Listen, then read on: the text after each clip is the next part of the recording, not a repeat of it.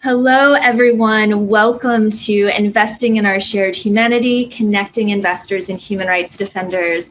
We're sorry for the few-minute delay, a few technical difficulties, but we're all set now, and I just want to warmly welcome you to this session. My name is Kristen Dobson, and I work with the Business and Human Rights Resource Center. And I also just want to thank RightsCon for this opportunity and for such a fantastic program. I encourage you all to, if you're comfortable sharing, to introduce yourselves in the chat with your name, organizational affiliation, as well as where you're joining from. And I hope everyone is having a good RightsCon so far, and also recognize that we've all probably been in front of our laptops for a number of hours. So just encourage you to stretch, maybe roll your shoulders back, get fully present in this space, and we're really excited to be here with you today. This session is being recorded, and you are also welcome to tweet about this session or to share information through other social media channels.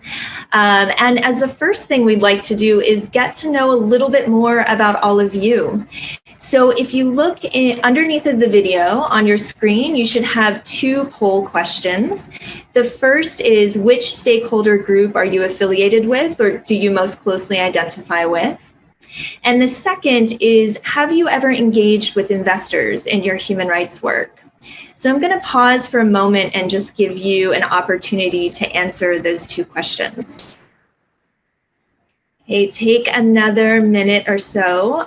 Please do go ahead and answer those questions, and then we'll go ahead and get started. Okay, well, we're waiting for the results to come in. I think we're going to go ahead and proceed, and then I can share those a little bit later in the session. This session will explore how investors and human rights defenders can be allies in their mutual efforts to ensure that companies do not abuse human rights. As a reminder, human rights defenders are people who, alone or with others, act to promote and protect human rights. They're really people who are at the forefront of protecting our rights and our shared planet. Under the UN Guiding Principles on Business and Human Rights, companies and investors have a responsibility to respect human rights. And yet, increasingly, unfortunately, we continue to see attacks against human rights defenders who speak out about business-related abuses.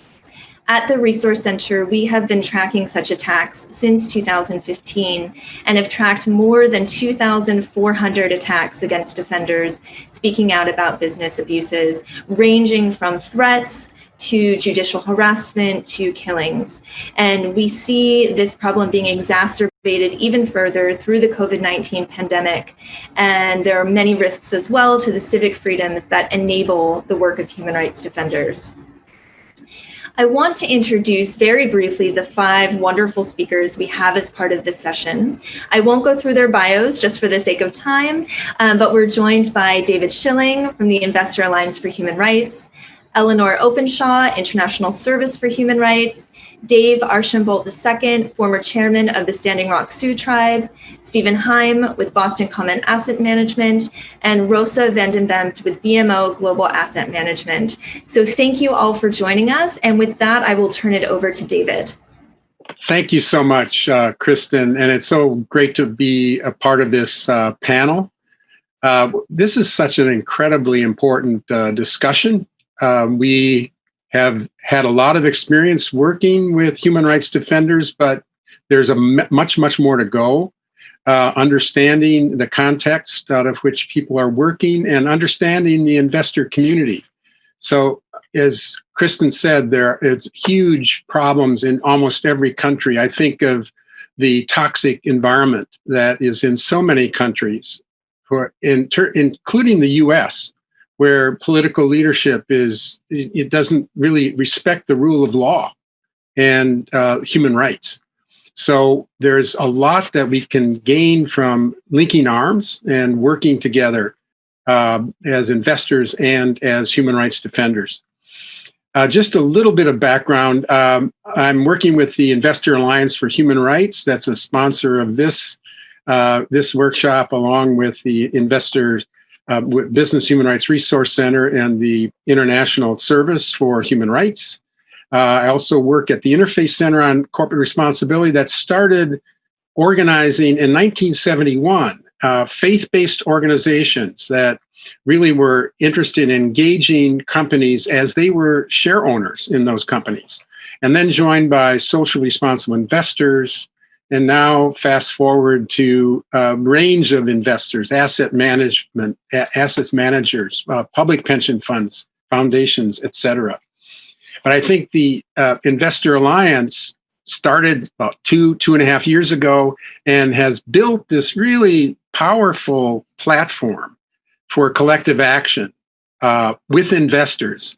And already I see tremendous potential and activity, even in the last 2 years, that has been rooted in the UN guiding principles and rooted in communities where human rights defenders are on the front lines. There's a lot to cover in a very few minutes, so I'm really going to focus on the two general categories of investors: asset owners, asset managers. Simply put, asset owners have the legal ownership of the asset, whether it's a pension fund or investment vehicle, insurance funds.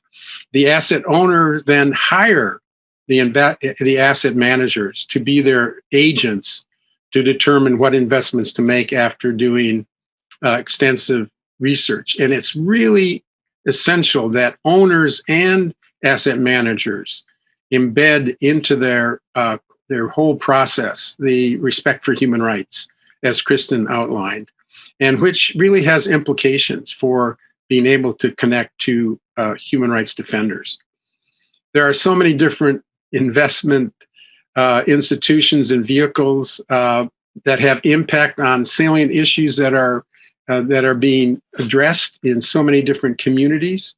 Banks, private equity, infrastructure, bonds, government, sovereign wealth funds, index funds where investors hold a whole range of sectors and companies and regions in their portfolios. And it's fair to say that some investors have really begun to embed human rights and really beginning to understand the absolute essential place that human rights defenders, the role that they play in the investment community and in the human rights community. But we'd have to say that the guiding principles and the embedding through human rights due diligence in the investment decisions and the process and possible divestment is still a fairly small universe. So a lot of work needs to be done. And part of the mission of the Investor Alliance, along with other investors, is to get more and more investors on board to see that they have responsibilities to respect human rights. I think I'll focus more on the public utilities, public equity side as we unveil some of the issues related to what investors do and what are the tools. Public equities absolutely refer to the shares of ownership issued by publicly traded companies who have gone through an approval process so they can participate in the public markets. They get to a lot of communities because all the publicly traded companies have business partners, suppliers, that go, they're probably global in nature most often. And as a result, it's very important that the embedding begins real quickly.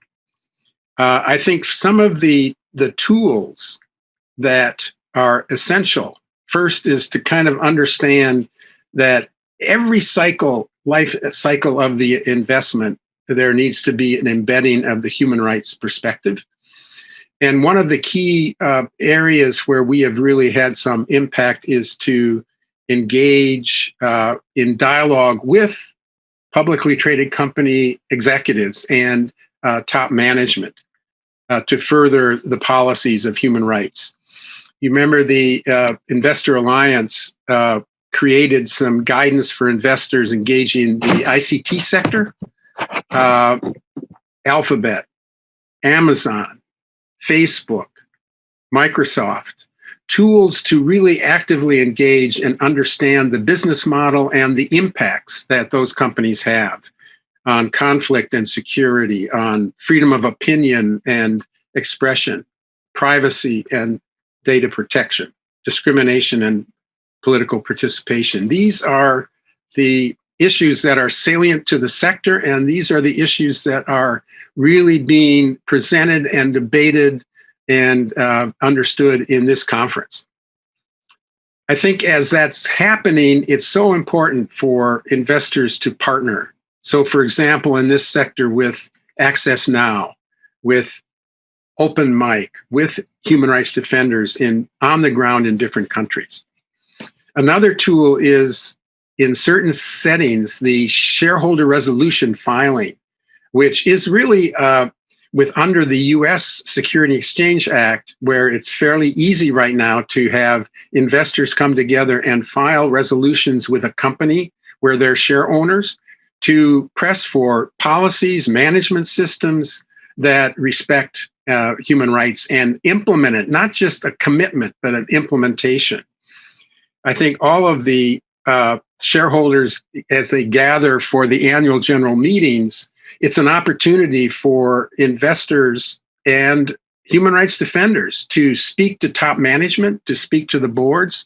A little bit later, Stephen Hein is going to be speaking from Boston Common Asset Management, who has had the experience of filing resolutions, but also not just representing the voice of others, but having indigenous leaders in those meetings with top management so that their voice is heard directly. That's a really important tool. And within the US, that's trying to be taken away by some of the rules that are being proposed that we've been struggling with. There also, it doesn't sound like a huge vehicle, but investor statements that make public stands are really important. I mean, even like in April, after the alliance was very young, they really had a wonderful statement, investor statement, some 68 institutional investors signing to really look at and protect the rights of indigenous leaders, particularly in the Philippines, where they were under attack.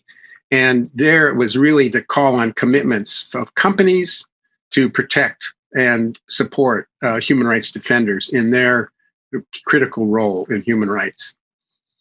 I think also there's a real important sort of another tool which doesn't, again, sound too strong, but reports themselves. The safeguarding human rights, the guidance that was put together by the Business Human Rights Resource Center, about the International Service for Human Rights, along with the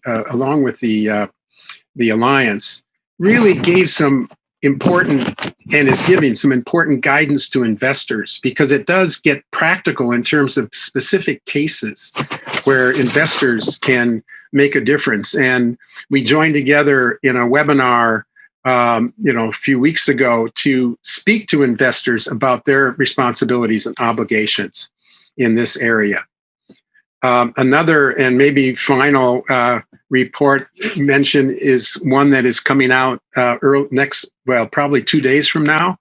It is a focus on human rights in the Uyghur region of China, and particularly related to forced labor, security, all the issues related to privacy.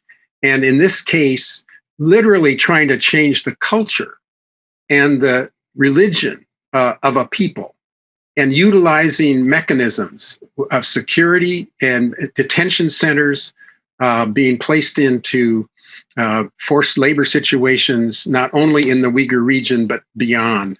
So this report that is coming out in a couple of days, and I can put a link to it in the chat, is really giving guidance to investors as to how do they assess the risks to people, and going through a process of human rights due diligence with the understanding that if you do not have the ability as investors or as companies to really raise leverage to mitigate the risks to people, then there needs to be disengagement and divestment from that arena. So last week, we, along with 200 organizations, announced this call to action to get the apparel companies and the footwear companies to really look at their connections and then divest. So I think I'm going to pass the baton back to you, Kristen. It's really, this is a very, very high level description, but I think we really need to move forward and get more practical and have, campaigns and initiatives that support the incredible work of human rights defenders on behalf of us all.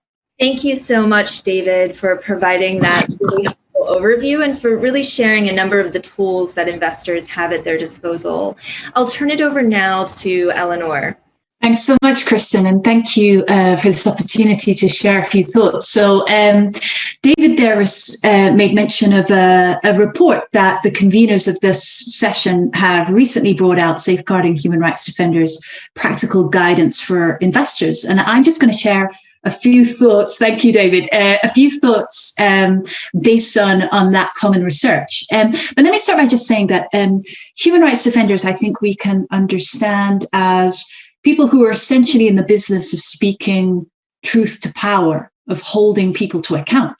And investors are largely, at the center of those power structures and systems. And therefore, they're in a great position if they take up the challenge to find a common cause with defenders and challenge companies that are failing in their human rights responsibilities. So there are two quick questions that I'm going to address here. So firstly, why should investors care about human rights defenders? And secondly, how can the influence of investors be brought to bear to improve the respect of human rights? So firstly, why should investors care? Well, hopefully investors are keen to be socially responsible. They are supportive of the respect of rights. And there is a normative framework that should prompt them and push them in that direction. So the UN guiding principles on business and human rights have already been cited a couple of times. They speak of corporate responsibility, and that means investors as well as companies. So investors have that responsibility to assess whether investment value chains actually pose risks to the work and safety of defenders. And I think the third reason why investors should care is a business case. So human rights defenders monitor and report on company action and behavior, aside from a load of other things. And that information can be very, very important to assist investors managing risks to their investment.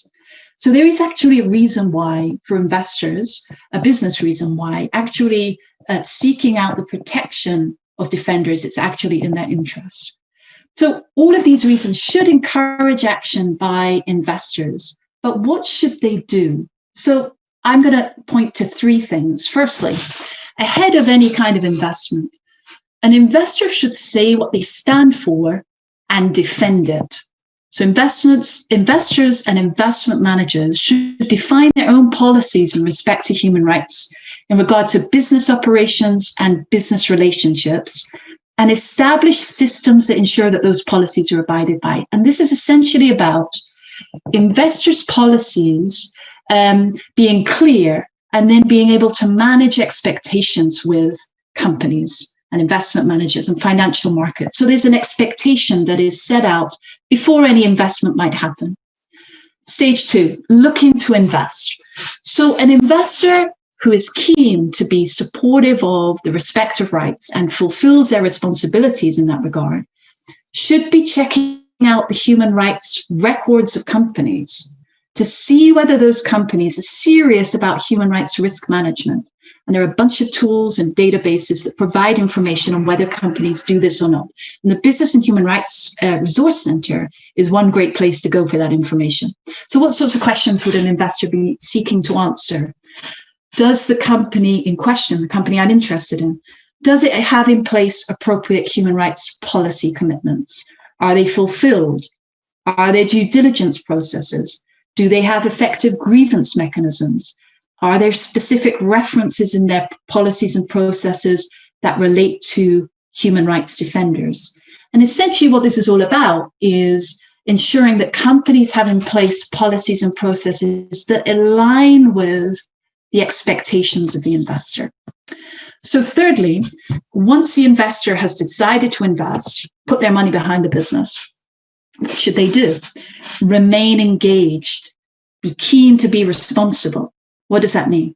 Take proactive steps to prevent and mitigate and address adverse impacts on human rights defenders. How do you do that? Engaging with companies, maybe participating in industry or multi-sector initiatives with civil society. So there is an ongoing conversation about human rights responsibilities of the companies in question. And when there's a real or potential negative impact identified, investors can push for an effective remedy. They're not responsible, but they have a role to play to push for that remedy to be brought about. How do you do that? Well, engaging with companies and engaging with other investors to encourage them to join with those who wish to stand for human rights, engage with policymakers.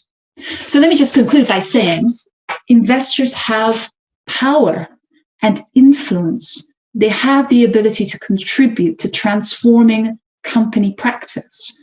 And that can be absolutely critical in ensuring that human rights defenders can operate, can carry out their work without fear or hindrance.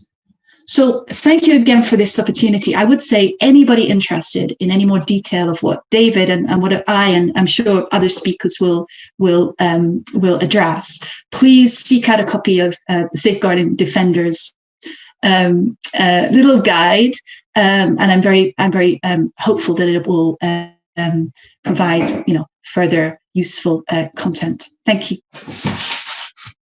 Thank you so much, Eleanor, for laying out so clearly the case for investors, why they should care, as well as emphasizing the responsibilities that they do have. We'll move now to Dave, who will be in conversation with Stephen about their experience of working together to stop human rights abuses associated with the Dakota Access Pipeline. Thank you both so much for being here and being willing to share that experience. Dave, do you want to begin? And then I begin. So I just want to thank you for this opportunity for letting me participate in this. And I think that the two previous speakers, David and Eleanor, had talked about the importance of understanding the power of investors. And the thing about ignoring human rights, it can be very costly. It can be a huge expense. And that was something that we saw with the Dakota Access Pipeline. At the University of Colorado in Boulder, there was a study done on Dakota Access Pipeline and the impact that it had on the company, Energy Transfer Partners. The study looked at the price of shares for the company prior to anything happening at Standing Rock, and then looking at the impact from ignoring human rights, ignoring environmental rights, ignoring indigenous peoples. And the result was there's a huge cost to the company. The first cost, an estimated cost for the project was $3.8 billion. After our research was done, it was around $10 billion.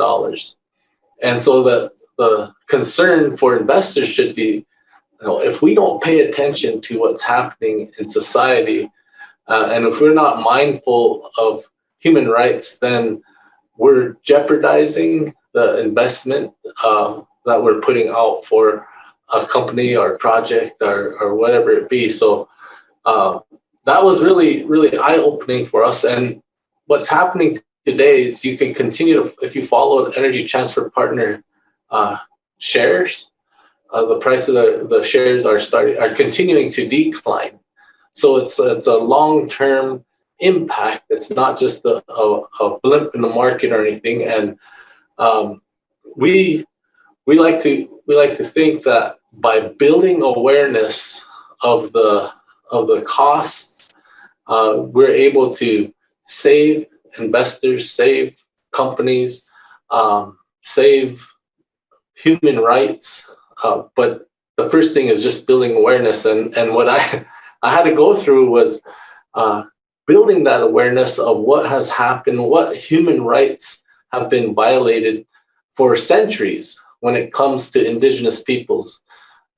We have so many indigenous rights and violations, and you think that it doesn't happen anymore, but it continues to happen every day. And so, and you wouldn't expect human rights violations to happen in the United States, but only because it's a developed country. But even in developed countries, you're going to experience human rights violations, and it's all for the interest, and I always say this, it's for the interest of money. Where is the return going to be, and at what cost is the benefit? At what cost will it take for that benefit to be reaped? And when the interest is a greater importance is on money, then you start to see human rights violations. You start to see injustices happening. So I was fortunate to be able to interact and engage with different investors that invested in, along with Stephen, that invested in Dakota Access Pipeline, and just tried to build awareness, just try to help them understand what has been happening, what is going on. And I do believe that engagement with the investors was successful. Early on during Dakota Access Pipeline, we tried to get all the banks, all the financial institutions to just hear updates of what is happening at Standing Rock, because they have interest in Energy Transfer Partners and Dakota Access Pipeline. They need to know what's going on and what's happening. So we did these weekly calls, and we gave them updates of the events that were happening at that moment. And as we got more and more into these conversations, the banks started to realize, some banks anyway, started to realize that it's not a good idea to invest in projects that completely ignore human rights, ignore environmental rights, ignore indigenous peoples. So I did a lot of that work with Stephen. Stephen was able to work with First Peoples Worldwide, Rebecca Adamson and Nick Pelosi, and just pull together the banks and say, let's have this conversation. And we even had some face-to-face conversations. And I think that's really important to actually see corporate executives and say, look, this is what's happening, and this is why it's not a good idea to continue this behavior, but to be more mindful. And when they are mindful, you'll be surprised that the benefit will be greater if you're mindful of human rights.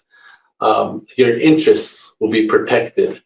So I don't know, Stephen, if you want to pick up where I left off, and then we could just before we do that, just so you know that building awareness, engaging was a strategy to help people understand the impact that they're having on our nation, Standing Rock Nation. That was one strategy. But another strategy was a legal strategy. And through the court system, recently the judge ruled that the process needed a more in-depth environmental study, an environmental impact statement needed to be conducted.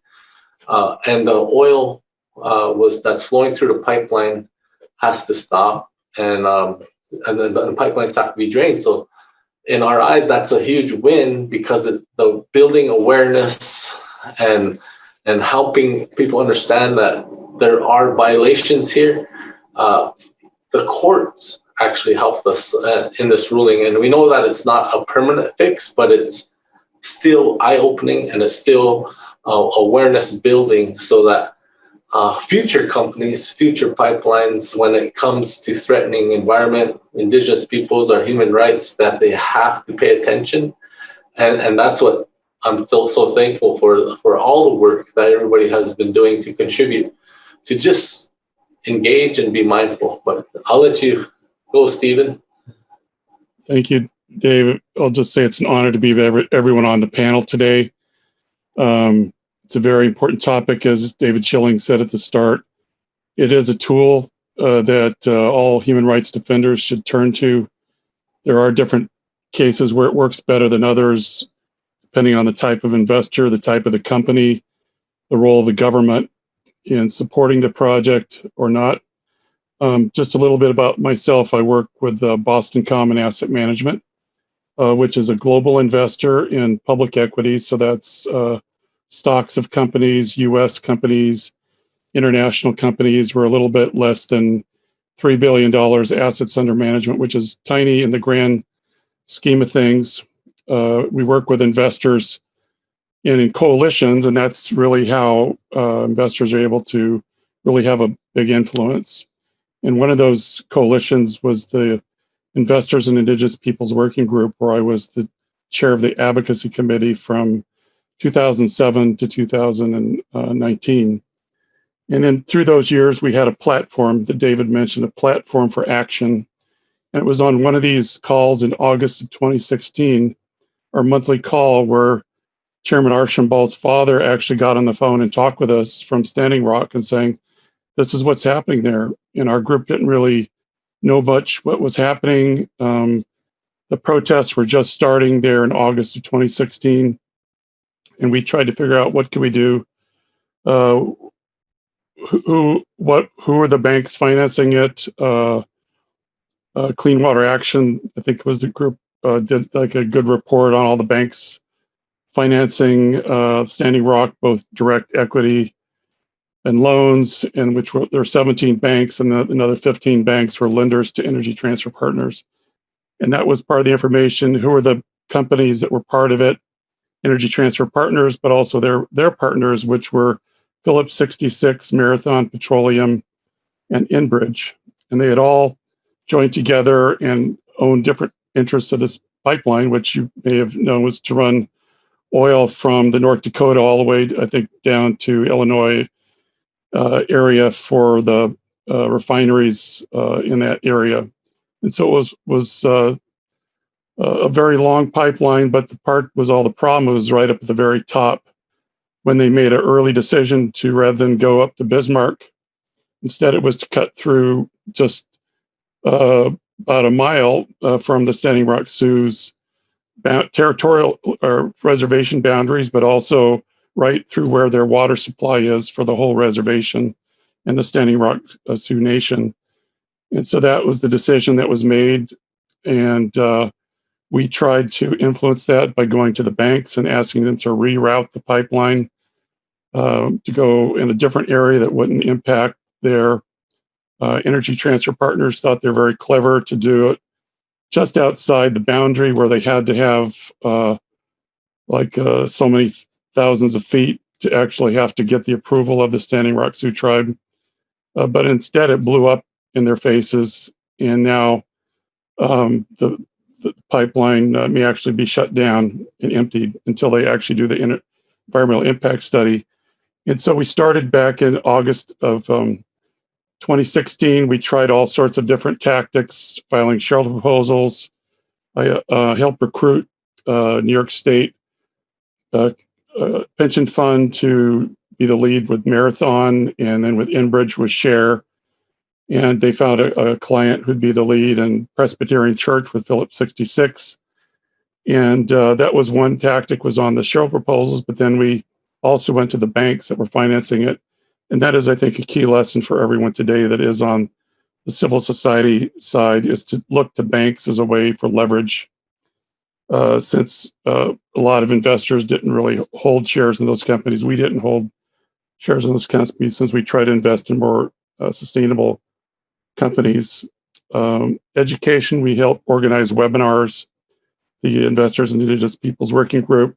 But through all of this, we got the okay, the review with the Standing Rock Sioux tribe about the different actions that we were going to take, whether it be the investor statement, having this big investor webinar where Chairman Archambault spoke, meeting with investors in New York City, and then going out to investors. And we got over 160 investors who signed on to the investor statement to the banks with about 1.6 billion assets under management by about April. but what the banks said was, well, we can't do anything. We already signed the loan papers. We can't. But some of the banks did pull out. I think ING was one, Nordea, BNP Paribas, I think, was another. And that was, they divested their loans, but it still went back into the other pool. And then big investors like CalPERS, New York State, New York City signed on, European investors like Aviva. And that all added up to a huge investor support. And then the share proposals did well, 38% vote at Marathon. Susan White of the Oneida spoke at the Marathon annual meeting.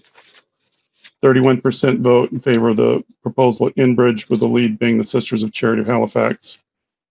But then after that, it was all like, what are we going to do going next? And we said, well, we really have to get to the banks and the Equator Principles, because 13 of the 17 banks that financed the project were signatories to the Equator Principles.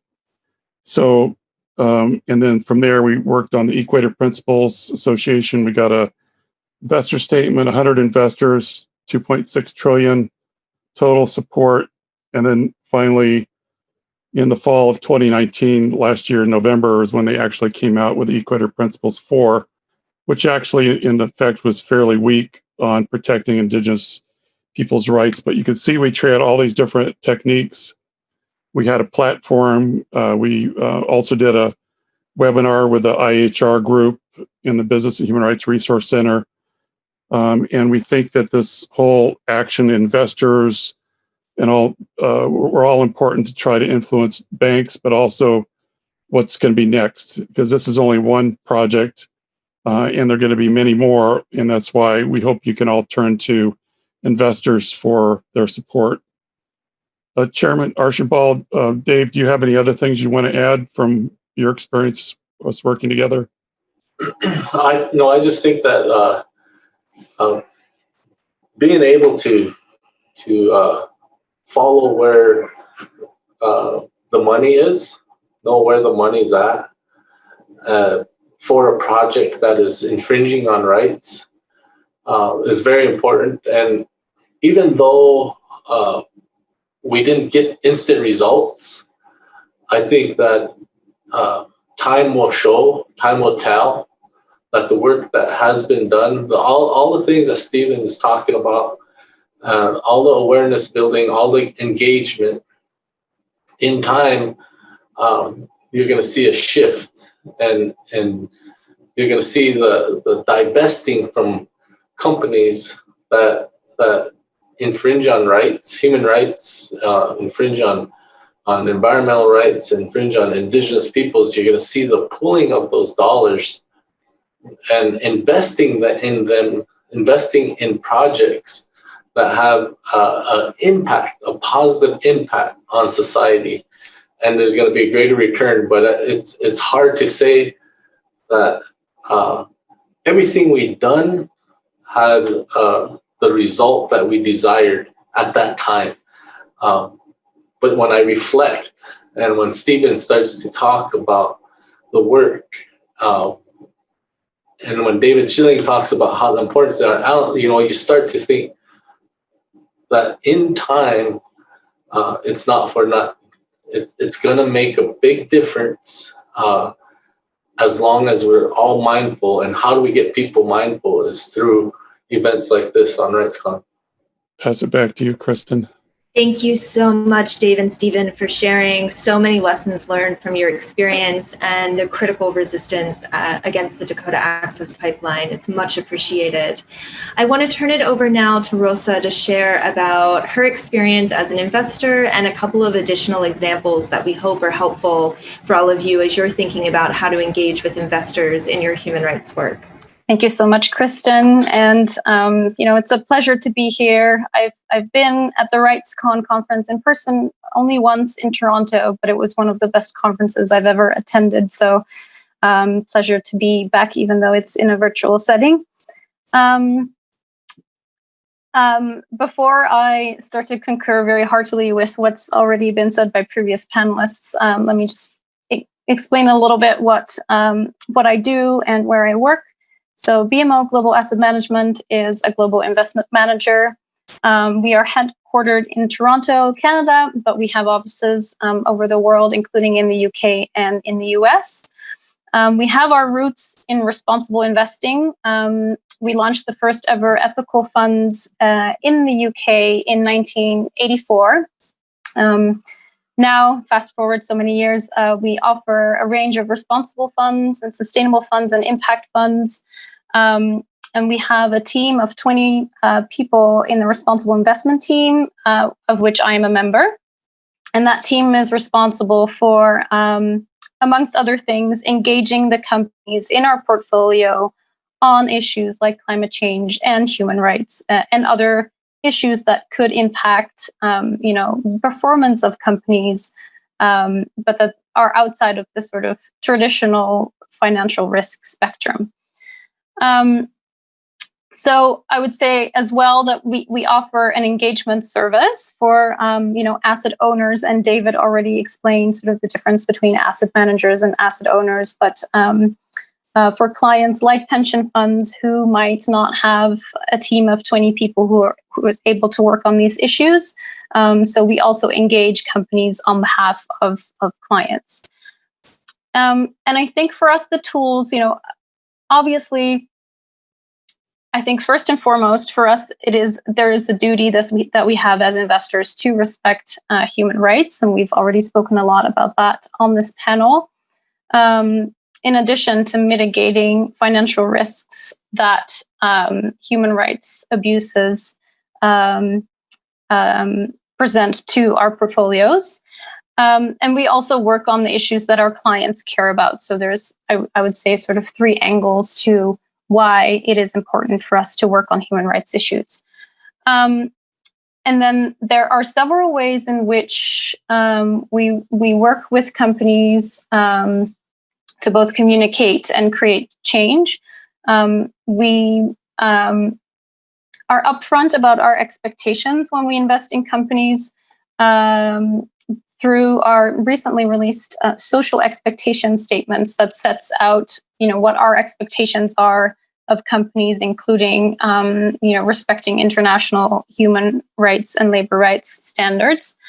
Then we have, for a certain range of the funds, exclusionary measures. That means that in funds with a responsible angle, we choose not to invest in companies that breach international norms.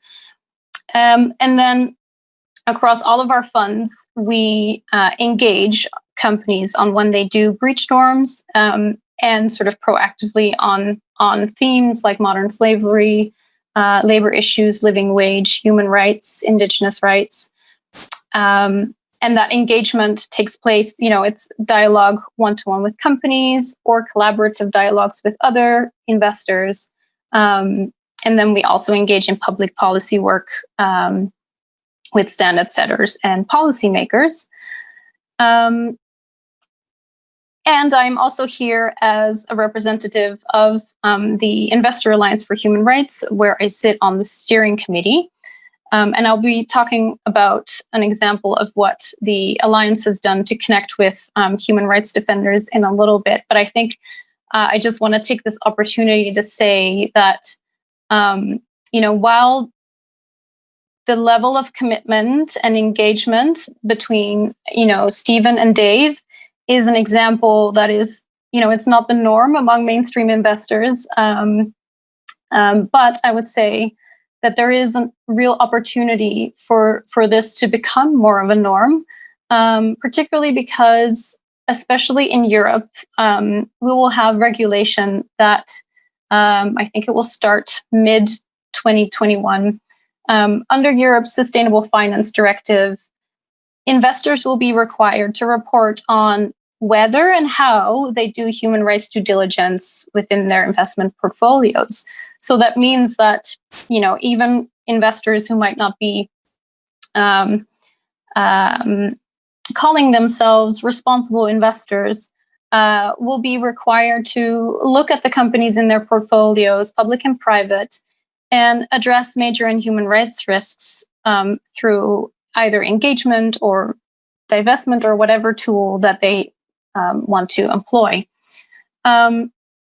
But part of this expectation is that, the stakeholder voice and the voice of the people who are affected is included in this process. And so while I would say that the investor community, at least the mainstream investor community, is really not ready yet for this major shift, there will be higher standards amongst investors, which I think is great. And it is a real opportunity for closer collaboration on human rights between investors and human rights defenders. Then I would like to talk a little bit about the work that the Investor Alliance for Human Rights has done in the tech sector. So I think when we started the Investor Alliance for Human Rights, we looked at sectors that were really representing a risk for investors, also because there might be risks that we hadn't really looked at properly before, and that were really emerging. And the tech sector, I think, is an obvious example of that.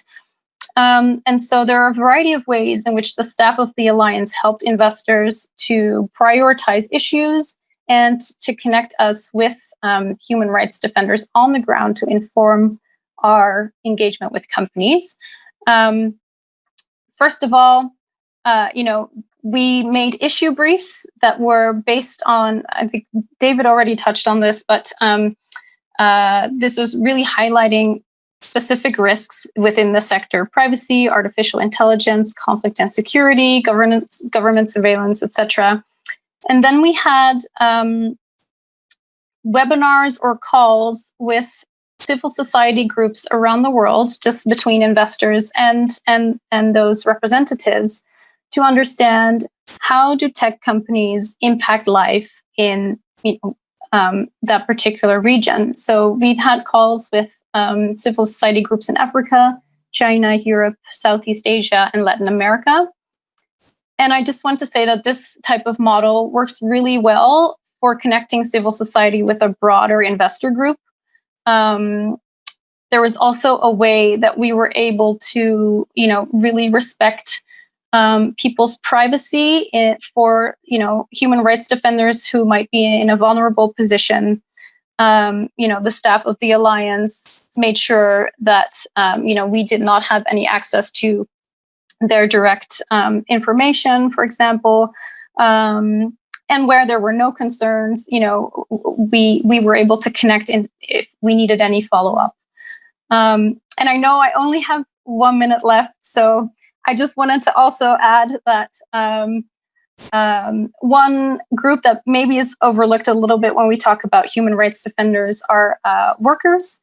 And so there has been, particularly during this time of COVID, a lot more attention of investors on how workers are treated by companies and how that is really detrimental to a company's longer-term performance.